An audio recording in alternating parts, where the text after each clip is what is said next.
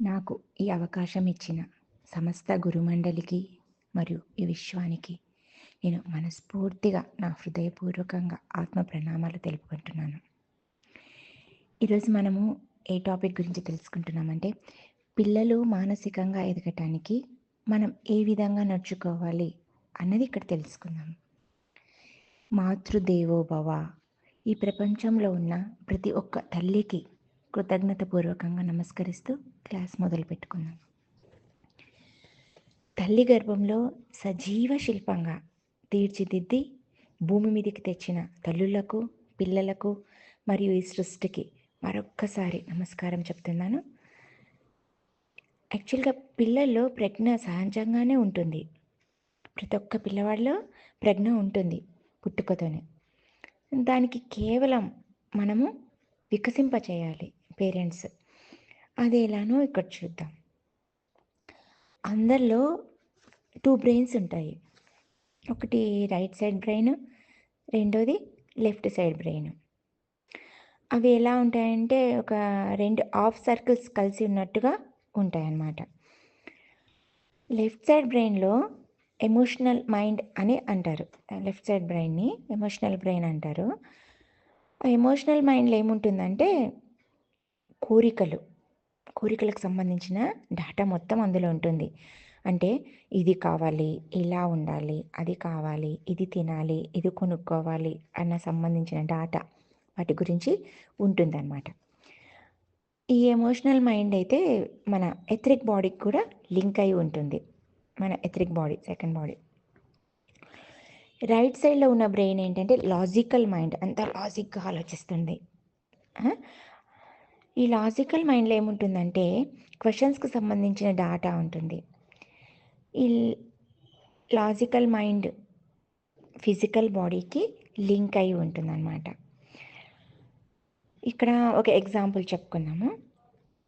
ఎవరైనా ఎగ్జాంపుల్గా పిల్లవాడిని ఐస్ క్రీమ్ తింటావా లేకపోతే కూల్ డ్రింక్స్ తాగుతావా అని ఎవరైనా అడిగితే ఆ బాబు, పిల్లలు ఎవరైనా సరే, పాప కానీ బాబు కానీ వెంటనే అమ్మ వైపు తిరిగి చూస్తారు. ఎందుకని పేరెంట్స్ని చూస్తారు అని అంటే, వాళ్ళు వద్దు అని చెప్పి ఉంటారనమాట. ఎందుకు దగ్గు వస్తుందో, జలుబు వస్తుందో, జ్వరం వస్తుందో అని చెప్పేసి వాళ్ళు చెప్పి ఉంటారు. కాకపోతే ఇక్కడ ఈ బాబు వరకు వచ్చేసరికి ఐస్ క్రీమ్ తినాలి అన్న కోరిక ఉంది చూడండి, అది ఎమోషనల్ మైండ్కి సంబంధించిందనమాట. అదే అమ్మ కొడుతుందో, తిడుతుందో, అమ్మ పర్మిషన్ తీసుకోవాలని ఒకటి ఆలోచిస్తుంది చూడండి, అది లాజికల్ మైండ్ అని అనొచ్చు అనమాట. అక్కడి నుంచి వస్తుంది ఇన్ఫర్మేషన్ మనకు. ఈ లాజికల్ మైండ్ తయారు కావడానికి ఎన్ని సంవత్సరాలు పడుతుందంటే 7 ఇయర్స్ పడుతుంది. అదేవిధంగా ఎమోషనల్ మైండ్ తయారు కావడానికి కూడా 7 ఇయర్స్ పడుతుంది. ఈ 2 మైండ్స్ 2 తయారయ్యి యాక్టివ్ కావడానికి పిల్లలకి మొత్తం 14 ఇయర్స్ పడుతుందన్నమాట. ఈ 14 సంవత్సరాల వరకు వికాసం ఉండదు పిల్లల్లో, ప్రజ్ఞ మాత్రం ఉంటుంది. అయితే పేరెంట్స్ పిల్లలకు ఈ 14 ఏళ్ళ లోపల వారి ఆలోచనలను వికసింప చేయగలిగితే ఇంకా వారి జీవితం అద్భుతంగా ఉంటుంది. కాబట్టి పిల్లలు పెంచడానికి కావాల్సిన కొన్ని టిప్స్ ఇక్కడ చూద్దాం. ఫస్ట్ ఏంటంటే, వారితో ఎప్పుడు గొడవ పడకూడదు, ఎప్పుడు ప్రేమగా ఉండాలి. పిల్లలు ఏం చెప్తున్నారో శ్రద్ధగా వినాలి. మనము కొంచెం అటు ఇటు శ్రద్ధ లేకుండా ఎక్కడో పని చేసుకుంటూ ధ్యాస పెట్టకుండా వింటే వాళ్ళు కొంచెం నొచ్చుకుంటారు, వినట్లేదేమో మమ్మీ అని. మనం వింటుంటాము, అయినా వారికి ఏమనిపిస్తుందంటే నేనంటే ఇంట్రెస్ట్ లేదు, ప్రేమ లేదు అని ఒక ఒక భావన ఏర్పరచుకుంటారు. తెలియకుండానే, వారికి అది అర్థం కాదు. ఇది నేను ఏర్పరచుకోవాలనా లేదా అన్న జ్ఞానం కూడా వారికి ఉండదు. కాకపోతే మన బిహేవియర్తో వాళ్ళు ఆ విధంగా లోపల మైండ్లో ఫిక్స్ అయిపోతారు. ఏం చెప్పినా వినరు వీళ్ళు అని చెప్పేసి ఒక నిర్ణయానికి వచ్చేస్తారు.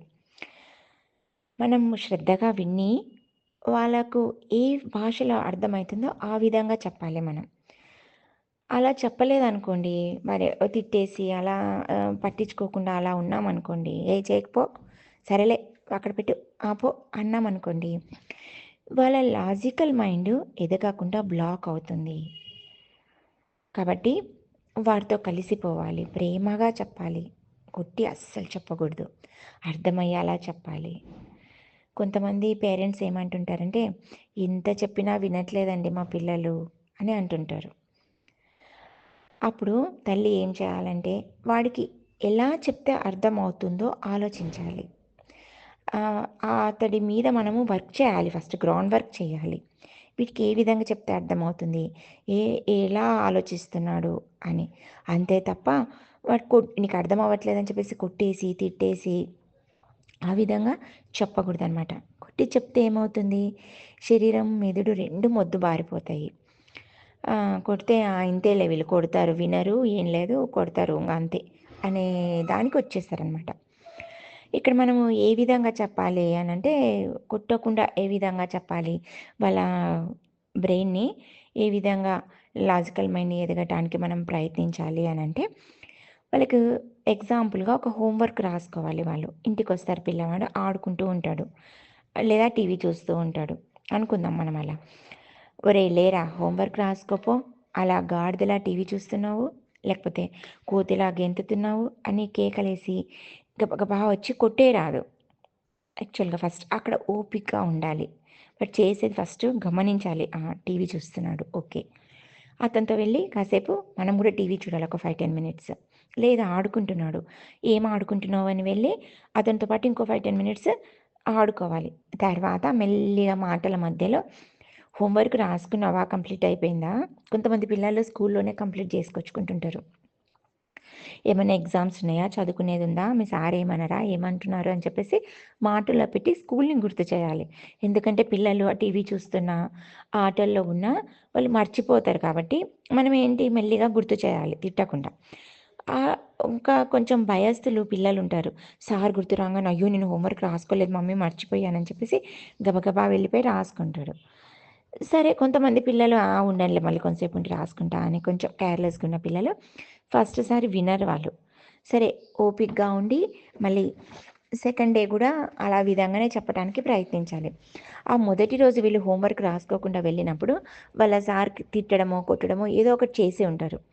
దాంతోనే వాళ్ళు ఏంటంటే సరే భయపడడము ఏదో జరిగి ఉంటుంది ఆ ఫస్ట్ డే. సెకండ్ డే మళ్ళీ అలాగే తట్టి చూడాలి. ఏమైంది హోంవర్క్ నిన్న రాసుకున్నావా, సార్ ఏమనలేదా, ఈరోజు రాసుకుంటావా, ఏంటి నీ పరిస్థితి అని మళ్ళీ ఒకసారి దగ్గరికి వెళ్ళి మాట్లాడాలి. లేదు అబ్బాయి సెకండ్ డే కూడా అదే విధంగా ప్రవర్తించినాడు, కొట్టొద్దు ఆ రోజు కూడా. స్కూల్కి వెళ్ళాలి, అక్కడ ఆయన పరిస్థితి ఏంటి, ఏ విధంగా ఆలోచిస్తున్నారు, మనకంటే ఎక్కువ గమనిస్తుంటారు టీచర్స్. ఈ పిల్లలు ఇలా ఉన్నారు, ఈ విధంగా కేర్లెస్గా ఉన్నారు, ఇక్కడ వింటున్నారు అని చెప్పేసి వాళ్ళతో ఒకసారి కలవాలి. కలిసిన కంప్లైంట్ ఇవ్వకూడదు, అసలు ఏంటి మా బాబు పొజిషన్ ఏంటి, ఏ విధంగా ఆలోచిస్తున్నాడు, ఏ విధంగా అర్థం చేసుకుంటున్నాడు అని సార్ టీచర్స్ వాళ్ళ సపోర్ట్తోని మనం చేయవలసింది మనం చేసి ఆ అబ్బాయిని ఏదో విధంగా చదువుకొని తనంతటి తాను హోంవర్క్ రాసుకునే విధంగా చెయ్యాలే తప్ప కొట్టి తిట్టి మాత్రం మార్పు తీసుకురావాలని అయితే ఎటువంటి పరిస్థితుల్లో చేయకూడదు. కొడితే ఆ ఒక్కరోజే వింటాడు, మళ్ళీ సెకండ్ డే మళ్ళీ సేమ్ మిస్టేక్ జరుగుతుంది. అదే అతను స్వతహా మారాడనుకోండి, ఒక వారం 10 రోజులు మనం కష్టపడతామేమో, కానీ ఇంకా ఎప్పుడు అతనికి చదువుకోమని చెప్పాల్సిన అవసరం లేదు. ఆటోమేటిక్‌గా అతనే హోంవర్క్ రాసుకోవటం, అతనే చదువుకోవటం అనేది ఆ లోపల బ్రెయిన్‌లో మనం వేసాం కదా ఒక సీడ్. అదే విధంగా అదే మొలక అవుతుంది, చెట్టు అవుతుంది. అదే విధంగా తనది తను చూసుకుంటాడు. దానికి మనం హెల్ప్ చేయాలే తప్ప ఏ రోజుకి ఆ రోజు తిట్టుకుంటూ, కొట్టుకుంటూ చదివించకూడదు. ఈ విధంగా ప్రతి పేరెంట్ ప్రయత్నిస్తే మాత్రం ఖచ్చితంగా వాళ్ళ జీవితం భవిష్యత్తు చాలా గొప్పగా ఉంటుంది, చాలా బాగుంటుందన్నమాట. ఇంకా రెండో పాయింట్కి వచ్చేసరికి మనం ఏంటంటే వారితో కలిసి జీవిస్తూ ఉండాలి. అది ఎలా అంటే, మేము రోజు కలిసే ఉంటున్నాం కదా, ఒకే ఇంట్లో ఉంటున్నాం, ఒకే రూమ్లో పడుకుంటున్నాం, కలిసి తింటున్నాం అని చెప్పేసి అంటూ ఉంటాము. అది ప్రతి ఒక్కరు చేస్తుంటాం పిల్లలతో. కాకపోతే వారి మనసులో ఉన్నప్పుడే కలిసి ఉన్నట్టు, లేకపోతే లేనట్టు. ఇది బాగా గుర్తుపెట్టుకోవాలి మనం. రోజువారీ జీవితంలో జరిగే విషయాలను మనము వారితోని మాట్లాడుతూ, వారితో చర్చిస్తూ, ఇది ఎలా ఎందుకు అయింది, అదే ఎలా ఎందుకు అయింది అని చెప్పేసి మనం వారితో మాట్లాడుతూ ఇది వారికి విశ్లేషణ నైపుణ్యాలను మెరుగుపరుస్తుంది. ఆ విధంగా మనం మాట్లాడటం వలన వాళ్ళ బ్రెయిన్‌లో క్వెషన్స్ స్టార్ట్ అవుతాయి. వాటికి ఆన్సర్స్ వాళ్ళే వెతుక్కుంటూ ఉంటారు. మళ్ళీ ఏమైనా క్వెషన్స్ వస్తే మనకొచ్చి అడుగుతూ ఉంటారు. దాన్ని మనం క్లియర్ చేసామనుకోండి, పిల్లలకు ప్రశ్నలు వేయటం ద్వారా ఏమవుతుందంటే, అడుగుతా ఉంటే వాళ్ళ శక్తి పెరుగుతుంది. జ్ఞాపక శక్తి అయినా సరే, బ్రెయిన్‌లో శక్తి అయినా సరే, మైండ్ దాన్ని ఆలోచిస్తూ ఉంటుంది. కాబట్టి ఒక క్వెషన్ ఏసామంటే, దాని పట్ల వాళ్ళు రకరకాలుగా ఆలోచిస్తూ ఉంటారు. ఇదెందుకు? అదెందుకు? అని చెప్పేసి. దాని వలన వారికి ఆ విషయాల పట్ల ఆసక్తి కలుగుతా ఉంటుంటుంది. ఇంకా ఒకటేంటంటే, థర్డ్ పాయింట్‌లోకొచ్చేసరికి మనము పేరెంట్స్ అస్సలు పిల్లల ముందు చేయకూడని పని ఏంటంటే, వారి స్నేహితుల ముందర వాళ్ళని చులకనగా ఎప్పుడూ మాట్లాడకూడదు. పిల్లల్ని తక్కువ చేసి ఎవరి ముందు మాట్లాడకూడదనమాట. ఎవరి ముందు కూడా గట్టిగా అరవకూడదు, తిట్టినట్లుగా చేయొద్దు వాళ్ళని. వాళ్ళని అవమానించొద్దు ఎవ్వరి ముందు. ఇంకా ఒకటేంటంటే, వారు ఎన్ని తప్పులు చేసినా నువ్వు అలాంటి వాడివని, ఇలాంటి వాడివి, నువ్వు ఇలానే చేస్తావు, అలానే చేస్తావు, నీకేమి రాదు అని చెప్పి పొద్దస్తమానం వారిలో నెగెటివ్‌లను ఎత్తి చూపించకూడదు. ఇంకొకటి మెయిన్ పాయింట్ ఏంటంటే, తల్లిదండ్రులు ఎప్పుడూ వారి ముందు గొడవ పడకూడదు. ఎందుకంటే ఆ చిల్డ్రన్స్‌కి వాళ్ళ నాన్న ఒక హీరో, వాళ్ళ మమ్మీ ఒక హీరోయిన్. వాళ్ళిద్దరూ ఈ పిల్లల్ని సంరక్షించాలి. వాళ్ళిద్దరు గొడవ పడుతూ ఉంటే వాళ్ళకే సంరక్షణ లేదు. ఇంకా మాకేం సంరక్షిస్తారు అన్న ఒక నెగెటివ్ ఫీలింగ్ ఈ పిల్లల్లో వచ్చేస్తుంది. దాన్ని పెద్దయ్యాక కూడా మనం తీయలేము. అందువలన కొంతమంది పిల్లలు పెద్దయ్యాక పేరెంట్స్‌కి ఎదురుకెదిరిస్తుంటారు. ఎందుకు ఇస్తుంటారో అర్థం కాదు. కాబట్టి ఎప్పుడు పిల్లల ముందర తల్లిదండ్రులు గొడవ గొడవ పడకూడదు. దాని వలన వారికి ఇన్‌సెక్యూరిటీ ఫీలింగ్ వాళ్ళ మైండ్‌లో రూపు దాల్చుకుంటుంది. కాబట్టి ప్రతి తల్లిదండ్రులు జాగ్రత్తగా గుర్తుపెట్టుకోవాల్సింది ఏంటంటే, వాళ్ళ ముందు అస్సలు గొడవ పడకూడదు అన్నదైతే బాగా గుర్తుపెట్టుకోవాలి. ఇంకోటి ఏం తప్పు చేస్తుంటామంటే, మన పనిలో పడి వారికి సమయం ఇవ్వలేమనమాట. కేటాయించలేము ఇంట్లో అత్తమామలను, లేక సీరియల్స్ చూడాలనో, లేకపోతే ఇంకా బయట పనులేదో, బంధువులనో, ఫ్రెండ్స్ అనో ఇలా పెద్దలకున్న టెన్షన్స్‌తోని ఏం చేస్తారంటే, ఎలాంటివైనా సరే ఫ్యామిలీలో ఉన్న ఇష్యూస్, ఫైనాన్షియల్ ఇష్యూస్ ఏవున్నా అవి పిల్లల మీద చూయిస్తుంటాం మనం. పోయి కొట్టేస్తుంటాం. మనకు కోపం ఉందంటే కోపంగా ప్రవర్తిస్తాం. ఆనందంగా ఉందంటే పోయి అపారంగా పోయి ముద్దు పెట్టేసుకొని ఇది చేసేస్తుంటాము. వాళ్ళకి అర్థం కాదు కదా! వీళ్ళు కోపంగా ఉన్నారా? ఇప్పుడు ప్రేమగా ఉన్నారా? వీళ్ళు ఆనందంగా ఉన్నారా? అన్నది పిల్లలకి అర్థం కాదు. మనం ఏమి చూపిస్తే వాళ్ళు అదే తీసుకుంటుంటారు. నువ్వు ప్రేమగా ముద్దు పెట్టుకుంటే ప్రేమ చూపిస్తారు. అదే కోపంగా కొట్టి అక్కడున్న సిట్యుయేషన్‌ని బట్టి మనము ఆ విధంగా ప్రవర్తిస్తే వాళ్ళు అదే భయాన్ని అదంతా మొత్తం లోపల ఫిక్స్ చేసేసుకుంటారనమాట. దాంతోని కూడా వాళ్ళ బ్రెయిన్‌లో బ్లాక్స్ ఏర్పడుతూ ఉంటాయి. వాళ్ళ మైండ్‌లో బ్లాక్స్ ఏర్పడుతూ ఉంటాయి. బ్లాగ్స్ అంటే వేరే ఏది కాదు. కానీ వాళ్ళు చూస్తున్నది వాళ్ళు అంత చిన్నతనంలో వాళ్ళకి అర్థమైనది వాళ్ళు సబ్‌కాన్షియస్ మైండ్‌లో ఉంచుకుంటారు. ఆ సబ్‌కాన్షియస్ మైండ్‌లో ఉంచుకున్నది వాళ్ళు పెద్దగా అయితూ ఉన్నప్పుడు కూడా అదే ప్రవర్తిస్తూ ఉంటారనమాట బయటికి. లోపల ఉన్నదే ప్రవర్తిస్తుంటారు. మనము ప్రేమగా చూస్తున్నామన్నది వాళ్ళకి అర్థం కాదు. కాబట్టి వాళ్ళు అట్లా మొండిగా, కేర్‌లెస్‌గా కసిరించుకుంటూ, ఎదురుకెదిరించుకుంటూ అలా తయారవుతారనమాట. కాబట్టి మనం చిన్నప్పుడే మంచి మంచి ఆలోచనలు వాళ్ళ మనసులో వేయాలి. ఇంకోటి ఏం చేయాలంటే మంచి బుక్స్ చదివించాలి. మంచి బుక్స్ చదవడం ద్వారా ఏంటంటే వాళ్ళ జ్ఞానం రెట్టింపు అవుతుంది. ఇంకా బొమ్మలు గీయించాలి, క్రాఫ్ట్స్ తయారు చేయించాలి, ప్రాజెక్ట్స్ చేయాలి, గేమ్స్ ఆడిపించాలి. వాళ్ళకి ఫిజికల్‌గా, మెంటల్‌గా చాలా ఉపయోగపడతాయి ఇవి. పిల్లలు దేంట్లో ఎక్కువ మక్కువ చూపిస్తున్నారన్నది మనకు కూడా తెలుస్తుంది. దేంట్లో బాగున్నారు వీళ్ళు, దేంట్లో నాలెడ్జ్ ఉంది అన్నది. దేనిని బాగా చేయగలుగుతున్నారు అనేది అర్థమవుతుంది. దానివలన వారికి కాన్ఫిడెంట్ లెవెల్స్ పెరుగుతాయి. మనం కొంచెం పుషప్ ఇచ్చామనుకోండి, దానివలన వాళ్ళు గ్రేట్‌గా ఫీల్ అవుతారు. దాంతోని వాళ్ళ కాన్ఫిడెంట్ లెవెల్స్ పెరుగుతాయి. వాళ్ళు ఆ కాన్ఫిడెంట్ లెవెల్స్‌తో ఏ పనైనా చేయగలరనమాట. ఏది కష్టం ఉన్నా కూడా ఈ థింకింగ్‌తోని నేను చేయగలను అన్న థింకింగ్‌తోనే ప్రతి ఒక్క పని చేయగలుగుతారు. వారికి ఏది ఇష్టమో దానిని జీవితంలో హాబీగా మార్చుకున్నా కూడా వాళ్ళకి లైఫ్ లాంగ్ ఉపయోగపడుతుందనమాట అది. మరి వారికి ఏది ఇష్టమో దాని మీద ఫోకస్ చేయించాలి. అది ఇంక జీవితాంతం ఆనందంగా ఉంటారనమాట. ఇంకా ఏంటంటే ఎడ్యుకేషనల్ గేమ్స్ ఉంటాయి. పజిల్స్ సాల్వ్ చేయటము. అది కూడా మైండ్ చాలా ఇంప్రూవ్ అవుతుందనమాట. దానివల్ల స్కిల్స్ చాలా మెరుగుపడతాయి. ఇంకోటేంటంటే స్వతంత్రం ఇవ్వాలి. వాళ్ళు సొంతంగా వాళ్ళకు అవసరమైన వాటికి వాళ్ళనే కొనుక్కొనివ్వాలనమాట. నీకేది కావాలి, ఏది నచ్చింది అని చెప్పి, ఇది కొనుక్కో అని చెప్పేసి మనము ఏది ఆర్డర్ చేసి చెప్పొద్దు. అది బాలేకపోతే ఇది తీసుకుంటే బావుంటుందేమో ఆలోచించు అని వాళ్ళకే వదిలిపెట్టాలి. అప్పుడు వాళ్ళకి ఏది నచ్చితే వాళ్ళకి అదే కొనించాలే తప్ప, నువ్వేది తీసుకో, ఇట్లాగే ఉండు అనేది మన స్వంత తెలివితేటలు ఆ పిల్లలకి రబ్ చేయకూడదు వాళ్ళ మీద. వాళ్ళకి స్వతంత్రంగా ఆలోచించే నిర్ణయాలు తీసుకోవడానికి అవకాశాలు కూడా మనం ఇస్తూ ఉండాలి అప్పుడప్పుడు. పిల్లలతోని ఏం చేయాలంటే మనం ప్రేమగా వ్యవహరించాలి. మనం ప్రతి మాటలో ప్రేమనే చూయించాలి. అధికారం చూయించకూడదనమాట. అధికారం చూయిస్తే ప్రేమగా మాట్లాడుకుంటూ నాన్న, బుజ్జి అని ఒక 4 కొట్టినా పర్వాలేదు. వాళ్ళకదేం కాదు. అదే ఒరేయ్! ఏందిరా ఇటు రారా, పోరా అని చెప్పి తిట్టుకుంటూ అధికారం చూయించామనుకోండి, వాళ్ళ పిల్లలు ఆ మనసులలో ఏంటంటే కుచించుకుపోతుంది ఆ మనసు. బాధపడతారు వాళ్ళు. వాళ్ళకి అర్థం కాదు. వాళ్ళ మంచి కోసమే మనం చెప్తున్నాము అన్నది అర్థం కాదు. కాకపోగా వాళ్ళకొక్కటే అర్థమవుతుంది. తిట్టారు, గట్టిగా అరిచారు అన్నదొక్కటే అర్థమవుతుంది. వాళ్ళు అదే ఫిక్స్ చేసుకుంటారు బ్రెయిన్‌లో. ఇంకోటేంటంటే నిద్రపోయేటప్పుడు చిన్నప్పుడు వాళ్ళకి నీతి కథలు చెప్తూ నిద్రపుచ్చాలి. కథలు చెప్పాలి. కథలు చెప్పి లాస్ట్‌కి ఏం చేయాలంటే నీతి బాగా గట్టిగా చెప్పాలనమాట. అది ఫిక్స్ కావాలి బ్రెయిన్‌లో. అప్పుడు ఆ నీతి కథల వలన ఆ నీతి ఏదైతే ఉందో వాళ్ళు లైఫ్‌లో ఎప్పుడు అట్లాంటి పొరపాటు చేయరు. ఆ నీతిని గ్రహించుకొని అది ఎప్పటికి ఫిక్స్ అయిపోయి ఉంటుందనమాట. ఇంకా పెద్దగయ్యాక మంచి అలవాట్లు మనం సెపరేట్‌గా నేర్పించాల్సిన అవసరం లేదు. ఈ నీతి ద్వారానే వాళ్ళు అదే విధంగా తయారవుతారనమాట. మరి ఇంకేంటంటే ఈ నీతి కథలు వినడం ద్వారా ఏంటంటే మెదడు కూడా ఎదగటానికి ఉపయోగపడుతుంది. వాళ్ళు మంచిగా ఇంప్రూవ్ అవుతుందనమాట వాళ్ళలో నాలెడ్జ్. ఇంకొకటేంటంటే పిల్లలతో మాత్రం ఆర్థిక విషయాలు ఖచ్చితంగా చర్చించాలి. వాళ్ళకి ఖచ్చితంగా చెప్పాలి మనం. మనకెంత శాలరీ వస్తుంది, మన ఇంట్లో ఎంత ఖర్చుంది, వాళ్ళ ఫీజులు ఎంత కడుతున్నాము, ప్రతి ఒక్కటి వాళ్ళకి తెలియాలి. ఎందుకంటే దాని వలన వాళ్ళ లాజిక్ మైండ్ డెవలప్ అవుతుందనమాట. కొంతమంది తల్లిదండ్రులుంటారు, మాకు లేకున్నా పర్లేదబ్బా! మేము చానా కష్టపడ్డాం చిన్నప్పటి నుంచి. మా పిల్లలు ఆ విధంగా కష్టపడకూడదు. వాళ్ళకి ప్రతి ఒక్కటి ఇచ్చేసేయాలి. ఏది చెప్పకూడదు. మన కష్టం అంతే డబ్బులున్నా పర్లేదు. ఒక పూట పస్తున్నా పర్లేదు. వాళ్ళకి పెట్టాలి అని చెప్పేసి కొంతమంది పేరెంట్స్ ఉంటారు. అలా ఉండకూడదు. అలా అలా మనం ఏం ఖర్చు పెడుతున్నాం, ఏం లేదు అని చెప్పేసి వాళ్ళకి ఖచ్చితంగా తెలియాలి. మన సాధక బాధకాలు ఫినాన్షియల్‌గా అయితే చెప్పాలి. గొడవ పడకూడదు కానీ తల్లిదండ్రులు ఫైనాన్షియల్‌గా అయితే చెప్పాలి. పిల్లలకు ఖచ్చితంగా ఖర్చుల గురించి, సంపాదన గురించి చెప్తే వాళ్ళు ఎ ఎలా ఖర్చు పెట్టుకోవాలి, ఎలా సంపాదించాలి, జీవితంలో డబ్బు ఎంత ముఖ్యమో అన్నది వాళ్ళకు ఖచ్చితంగా తెలియచేయాలి.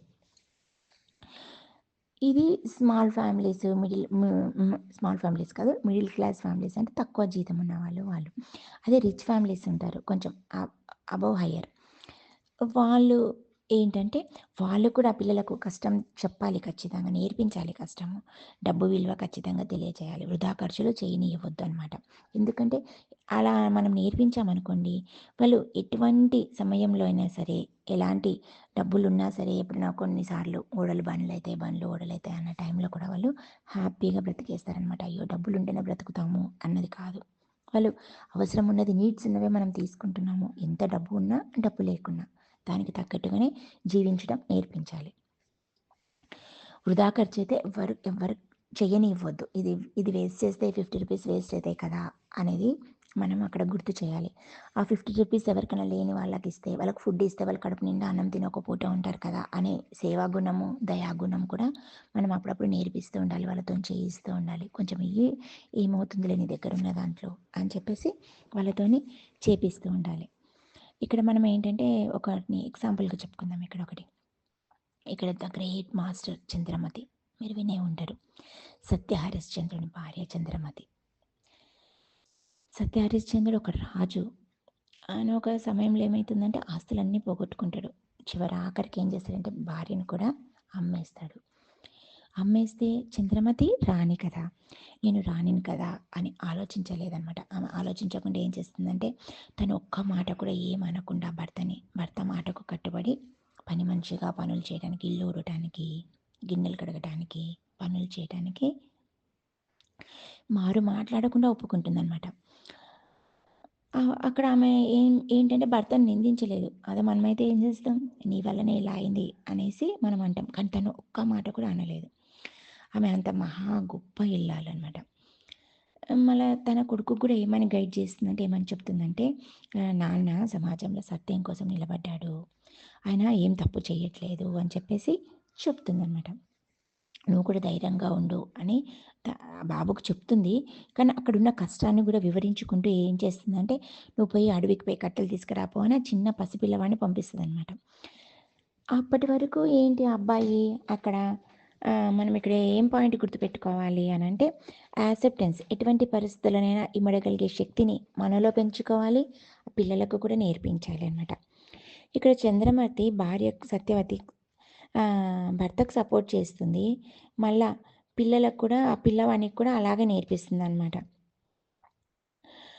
అలాగే నాన్న తప్పు చేయలేదు అనంటే, ఆ అబ్బాయి ఏం చేస్తాడు, సత్యానికి కట్టుబడి ఉన్నారు ముగ్గురు. మళ్ళీ ధర్మంగా ఆమె భర్తకు ధర్మంగా ఉంది, చెప్పిన మాట విని. అంటే బాబు కూడా తల్లిదండ్రుల మాట విని ధర్మంగా వాళ్ళకి ఎదురు చెప్పకుండా అతను అడవికెళ్తాడు. కాబట్టి వాళ్ళకి ఏమవుతుందంటే, పుష్పక విమానం వస్తుందనమాట పైనుంచి. ఆకాశం నుంచి వచ్చి ఆగుతుంది వారి ముందర. వారికి స్వర్గలోక ప్రాప్తి కలుగుతుందనమాట. స్వర్గానికి వెళ్ళటానికి ఎవరికి అర్హత ఉంటే వారికే దక్కుతుంది. భర్తకు ఉంది కదా అని చెప్పేసి భార్యకు దొరకదు. భార్యాభర్తలకు ఉన్నాయని పిల్లలకు దొరకదు. ఎవరికి ఉంటే అర్హత, ఎవరు సంపాదించుకుంటే వాళ్ళకే దొరుకుతుంది. ఫ్యామిలీలో అందరికీ కలిపి దొరకదు. కానీ ఇక్కడ సత్యం కోసం చంద్రమతి కూడా నిలబడింది. లోహితాసుడు అదే వాళ్ళ బాబు కూడా సత్యం కోసం నిలబడి వారికి కూడా స్వర్గలోకం వెళ్ళే అర్హతను వాళ్ళు కూడా సంపాదించుకున్నారనమాట. ఎవరైతే ఆత్మ చైతన్యం వికసించి ఉంటుందో వారికి స్వర్గలోక ప్రాప్తి కలుగుతుంది. ఇక్కడ ఇంకో ఉదాహరణ చెప్పుకుందాము. ఇక్కడ మనకు అందరికీ తెలుసు, ఎవరు మన భక్త తుకారాం గురించి. అతనికి స్వర్గలోక ప్రాప్తి కలుగుతుంది అని అర్హుడయ్యాడు. పుష్పక విమానం వస్తుంది. అతని భార్య జిజియాబాయి ఉంటుంది. ఆమెను కూడా తీసుకెళ్దామని అడుగుతారు అతను. ఎవరు భక్త తుకారాం. లేదు ఆమెకి ఇక్కడ ప్లేస్ లేదు, ఆమె అంత సంపాదించలేదు, తను స్వర్గలోకానికి వెళ్ళటానికి కావాల్సిన అర్హత తన దగ్గర లేదు అని చెప్పేసి భర్తను ఒకటి తీసుకెళ్ళిపోతారు. ఆమె అది అర్హత సంపాదించినందువలన ఆమె ఇక్కడే ఉండిపోతుంది అనమాట. కాబట్టి ఇక్కడ మనం గుర్తుంచుకోవాల్సింది ఏంటంటే, ఎవరి జ్ఞానం వారిదే, ఎవరి పాపం వారిదే, ఎవరి పుణ్యం వారిదే. పక్క వారితో ఎటువంటి సంబంధం ఉండదు. ఇక్కడ ఇంకో పాయింట్ ఏం గ్రహించాలంటే, ఎవరి వాస్తవానికి వారే కారణం. పక్క వాళ్ళు ఎవరు కారణం కాదు. మన పుణ్యం మనదే, మన పాపం మనదే. చంద్రమతి సత్యహరిశ్చంద్రుడు కొడుకు అయిన లోహితాసుడు ఎవరి దయాదాక్షిణ్యం మీద స్వర్గలోకానికి వెళ్ళలేదు. తన తల్లిదండ్రుల బాధ్యతను స్వీకరించాడు కాబట్టి, కట్టెలు కొట్టడానికి అడవికి వెళ్ళాడు కదా, కాబట్టి అతనికి కూడా అది రాజకుమారుడైన అంటే చిన్నపిల్లవాడు అబ్బాయికి ఏంటంటే బాధ్యతలు ఏం తెలియవు, ఆడుకుంటూ ఉండేవాడు వాడు చిన్నగా. అలాంటి బాబు కూడా వాళ్ళ అమ్మ చెప్పంగానే చక్కగా ఆ బిడ్డ ధర్మం ఏంటో అమ్మ చెప్పిన మాట విని అతను అడవికి వెళ్ళి కట్టెలు తీసుకురావడానికి వెళ్తాడు. అలా పెంచినందువలననే చంద్రమతిని గ్రేట్ మాస్టర్ అంటారనమాట. ఈ మోరల్ స్టోరీస్ చెప్పాలి ఇలాంటివన్నీ పిల్లలకు. అందులో నీతిని వివరించాలి. మనము ఏమనుకుంటామంటే, కొంచెం తక్కువ చదువు వచ్చినా పర్లేదు కానీ పిల్లల్లో కరుణను కూడా పెంచాలి. ఇలా దయ చూయించామని చెప్పాలి, సహాయం చేయమని చెప్పాలి. ఎవరైనా మన దగ్గరికి వస్తే ఉన్న దాంట్లో మనం కొద్దిగా వేరే వాళ్ళకి ఇచ్చే గుణం నేర్పించాలి. సహనంతో ఉండండి. ప్రతి పిల్లవాడు అభివృద్ధి అన్నది భిన్నంగా ఉంటుంది. ఒకరు ఒకలా ఉండరు. ఎవరి అభివృద్ధి వాళ్ళదే. ఎవరు ఎలా ఉంటే అలానే ఉంటారు. అది మనం గ్రహించుకొని కొంచెం ఓపికతో ఉండాలన్నమాట. వారికి అవసరమైన సమయం ఇవ్వండి. మనం ఎప్పుడైతే వాళ్ళకి కొంచెం స్పేస్ ఇస్తామో వారు ఖచ్చితంగా మారుతారు. మనం ఇంకొకసారి ఇక్కడ చెప్పుకుందాం. భావోద్వేగాలను స్వాంతనపరచాలి. పిల్లల భావోద్వేగాలను స్వాంతనపరచాలి. పిల్లలతో కలిసిమెలిసి జీవించాలి. వారిలో ఉన్న ప్రజ్ఞను తక్కువ చేసి మాట్లాడకూడదు. పిల్లల మనోదృష్టిని పెంచాలి. వారి భావాలను పంచుకోవాలి. వారి లోపల గమనిస్తూ ఉండాలి. లోపల అంటే లోపాలు కాదు, ఇన్సైడ్ లోపల గమనిస్తూ ఉండాలి. తల్లిదండ్రులు ప్రేమగా ఉండాలి. షేరింగ్ని అలవాటు చేయాలి. బాధ్యతలను నేర్పించాలి. హ్యాపీ స్లీపింగ్ అలవాటు చేయాలి. ఇంకొకటి ఇంపార్టెంట్ పాయింట్, వైఫల్యాలను అంగీకరించేలా చేయాలి. అంటే జీవితంలో గెలుపోటములు వస్తూనే ఉంటాయి. గెలుపు వస్తుంది, ఓటమి వస్తుంది అన్నది వారికి క్లుప్తంగా తెలియచేయాలి. మనమే అందరికంటే ముందు ఫస్ట్ రావాలి. వాడు అలా వచ్చాడు, వీడు ఇలా వచ్చాడు అని వారిని కించపరుస్తూ ఉండకూడదనమాట. అలా చేస్తే మనం ఈ మధ్యలో సమాజంలో చాలామందిని చూస్తున్నాము.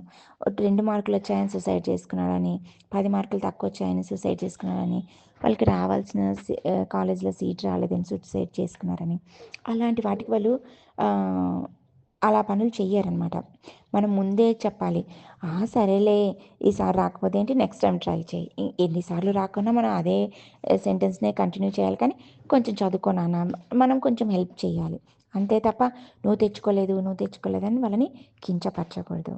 మనం ఏంటంటే ద గ్రేట్ మాస్టర్ చంద్రమతి లాగా ప్రతి తల్లి సత్యంలో, ధర్మంలో బాధ్యతగా తన బిడ్డను పెంచాలని కోరుకుంటూ సెలవు తీసుకుంటున్నాను masters. Thank you. Thank you. Thank you.